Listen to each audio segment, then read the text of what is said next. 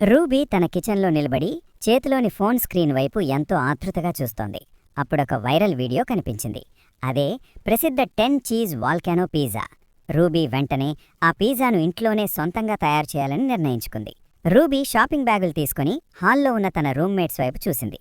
Friends, నేను ఆ viral pizza చేయడానికి కావలసిన సరుకులు తేవడానికి సూపర్ మార్కెట్కి వెళుతున్నాను. నాతో పాటు ఎవరొస్తారు? నేనిప్పుడు రాలేను. ఆన్లైన్ గేమ్లో ఫైనల్ స్టేజ్లో ఉన్నాను. ఇప్పుడు కదిలితే నేను ఓడిపోతాను. సారీ రూబీ, ఇప్పుడు నా వీడియోకి లైటింగ్ చాలా బాగుంది. ఇప్పుడు బయటకొస్తే నా గ్లో పాడైపోతుంది. నా వల్ల కాదు. ఈ వెబ్ సిరీస్ మొత్తం చూసేదాకా నేను ఈ సోఫాలోంచి కదల్లేను. సరే, అయితే నేనే వెళ్ళి సరుకులు తెస్తాను.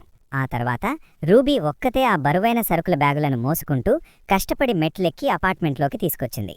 తిరిగి కిచెన్లోకొచ్చాక కౌంటర్ మీద చీజ్ బ్లాకులు నిండిపోయున్నాయి. అది చాలా పెద్ద పనిలా ఉంది.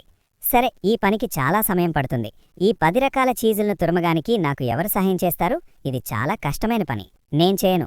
ఇప్పుడే కొత్త మ్యాచ్ స్టార్ట్ అయింది బ్రో. నేను చేయను. ఇప్పుడే గోర్లు సరిచేసుకున్నాను. చీజ్ తురిమితే నా గోర్లు పాడైపోతాయి. చాలా అలసటగా ఉంది. పని అయిపోయాక నన్ను లేపండి. సరే, ఆ పని కూడా నేనే చేస్తాను. రూబీ ఒంటరిగా ఆ గట్టి చీజ్ను తురమడం, పిండి కలపడం, కూరగాయలు కోయడం వంటి పనులన్నీ ఎంతో కష్టపడి చేసింది. ఆ పనికి ఆమెకు చెమటలు పట్టేశాయి. చివరికి పిజ్జా తయారైంది. అది చాలా పెద్దగా, బరువుగా ఉంది.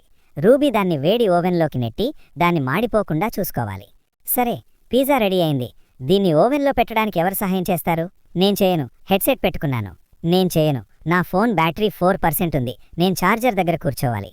డాక్స్ ఏమీ మాట్లాడకుండా గట్టిగా గురక పెడుతూ గాఢ నిద్రలోకి జారిపోయాడు.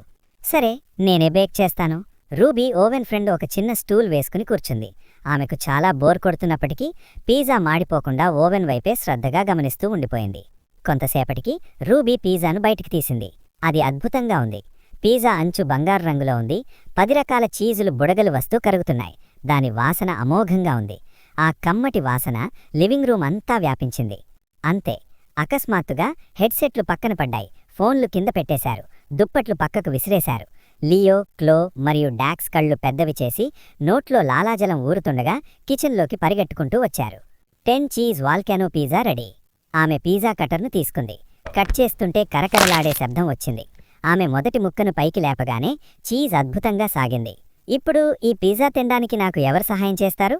నేను తింటాను. అందరూ ప్లేట్లు పట్టుకుని కౌంటర్ వైపు పరిగెత్తారు. బట్ రూబీ తన చేతిని అడ్డంగా పెట్టి వాళ్ళనాపింది. ఒక్క నిమిషం ఆగండి. ఒక్కసారి వెనక్కి వెళదాం. ఆ క్షణంలో అందరికీ గతం గుర్తొచ్చింది. లియో గేమ్ ఆడడం, క్లో గోర్లు చూసుకోవడం, డాక్స్ నిద్రపోవడం, అదే సమయంలో రూబీ ఒంటరిగా కష్టపడడం వాళ్ల కళ్ల ముందు మెదిలింది. నేను షాపింగ్ చేయడానికి సహాయం అడిగాను. మీరు నేను రాను అన్నారు. నేను కష్టమైన తయారీ పనిలో సహాయం అడిగాను. మీరు నేను చెయ్యను అన్నారు. ఓవెన్ చూడమని అడిగాను. మీరు నేను చూడను అన్నారు. రూమ్మేట్స్ అందరూ సిగ్గుపడ్డారు. నేనే సరుకులు తెచ్చాను, నేనే తయారు చేశాను మరియు నేనే బేక్ చేశాను. కాబట్టి ఇప్పుడు ఆమె ఆ పెద్ద చీజ్తో నిండిన పిజ్జా ముక్కను తన సొంత ప్లేట్లో పెట్టుకుంది. దీన్ని నేను ఒక్కదాన్నే తింటాను. మీకు కావాలంటే బయట నుంచి ఫుడ్ ఆర్డర్ చేసుకోండి.